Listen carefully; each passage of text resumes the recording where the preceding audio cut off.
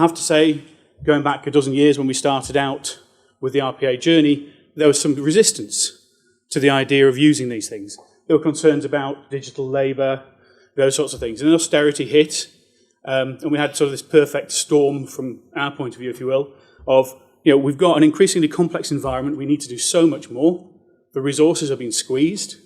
Our colleagues in the industry perhaps haven't been able to step up with the APIs and the interfaces that we all need, to actually get this data flowing, to get the information to the right place in the right way at the right time. And we have to, we can't wait. We've got to overcome those, those barriers to deliver the services that the citizens need and that in the commercial sector organisations need. I think it's worth stepping back and saying, in our view, what are the benefits of RPA? And we talk about scalability. We talk about, we need to create a digital workforce. We need to actually get a job done. And in fact, in this fast-moving world that we have, we need to be able to put up a service, and then tear it down 6 months later, and we have to be really agile about it. So we can scale and change these business processes, but we can do it ourselves in an agile way and use that, and using our own resources and things, not being beholden to the vast complex array of service providers that we use. Because if we think about it, any of the actual services we're delivering are actually involving multiple stakeholders in your organisations, but actual multiple organisations beyond the boundaries of your organisations and software vendors and the like. The other thing that RPA, I think, brings phenomenally, and it is often overlooked, is the quality of what it does. You train your robots properly, your quality is 100% every time. Obviously, if you give it duff information, the robot's going to repeat duff information. But the data quality can be relied upon. And one of the other speakers mentioned about trapping that and learning from that and taking that outcome. This is a phenomenal place to start gathering information in BI. And yes, the business agility, tearing things up, bringing them down, being very, very flexible within the business. What we see as use cases fall into sort of these 5 major categories. Process automation, we talked a lot about that. But we were born out of the need for data integration. For those of you, local government, lots of hands went up earlier. Do you remember IEG? And the Adapters Club, and we're all going to have APIs and interfaces, and Joe's talking about, for the vendors, sometimes it's just impossible to keep up. And we spend probably the majority of what we've been doing has been around just simple integration, CRMs, those sorts of things. And you've got a plethora of systems. How do we keep them in step? A lot of people doing synchronization or simple lift and shift. We want to migrate out of one system onto another platform, perhaps from on-premise into a solution in the cloud, something like that, and this cloud vendor doesn't have the flexibility in the interfaces to be able to get there. And one thing that's really, I find interesting, I love the big data, I love the idea that we need to share data, but I cannot allow you to see a full access to a social care record. Can't do that. But there are bits of information that we can extract or swap attributes and things like that, which a robot can do, because a robot doesn't gossip. It only gets what it's been told to do. Right? It doesn't share, it won't share inappropriate information. And we can use that to extract and mash up and bring data together. In the real world, to give a few examples from some of the projects we've been doing, up in Argyll and Bute, they worked out 70% of the calls coming into the social care team were not actually needing the handling by a qualified social worker. And they put them, therefore, they routed them through the contact centre. But obviously there are key cases which are known on the social care system, right, where it does require the administrations of a skilled social worker. And what they've got there is a lovely interplay where it comes into the contact centre, it flags back to the social care system. If there's a flag on it, it goes on, transfers on. The robot makes the decision, no, I've got to pass this on. Right? If there isn't a flag, it's just the fact that somebody doesn't need their domiciliary care that day because they're going to visit a relative. That's handled in the contact centre. Yeah? And so it's a nice interplay between the systems involving the human contact as well. Bob, I saw you earlier on. Medway, lift and shift, moved from one document management system to another document management system. No API, had to move from like 1.4, 1.6 million documents from one system to another. Simple lift, shift, done with all the metadata, and I think that took a team of 40 robots in like 9 days, just 24/7 hacking at it.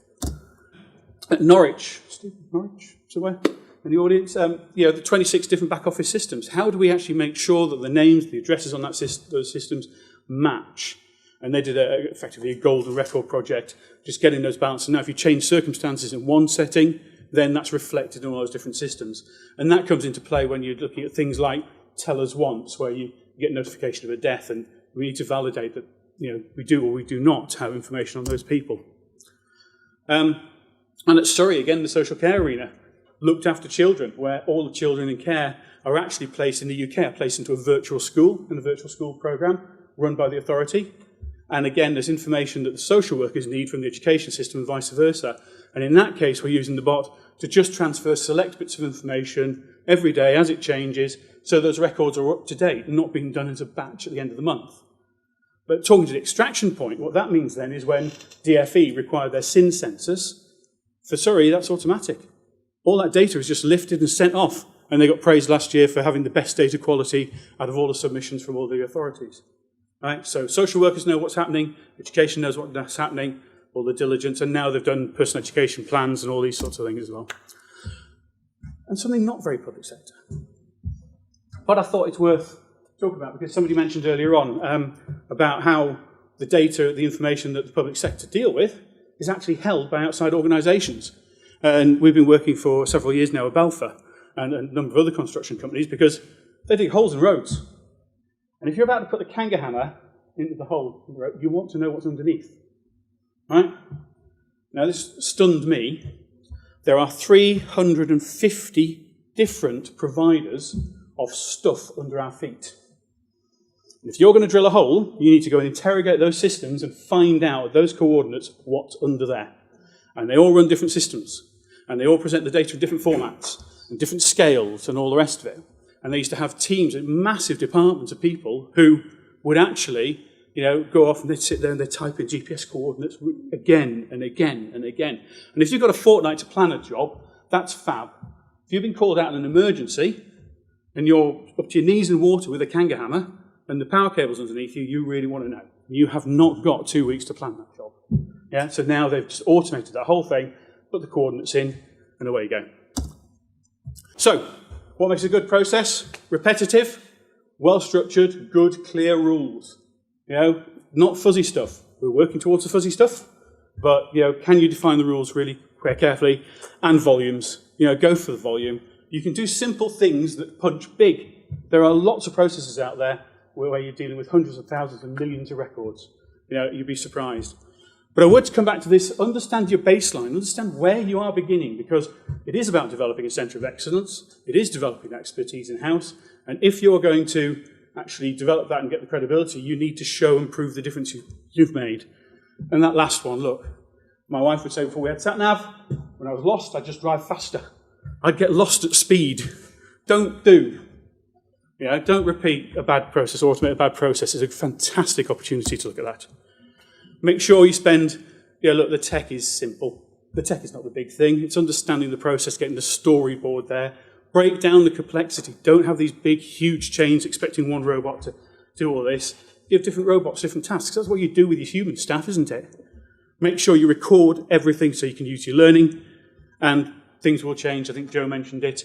But your processes will change, is the main thing. Forget the system vendors. The robots can take care of most of that change themselves.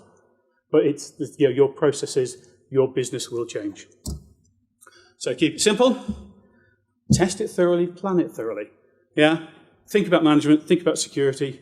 Don't forget change control. We've got a thing. Come and see us. Have a look at the company on the website and have a look at YouTube.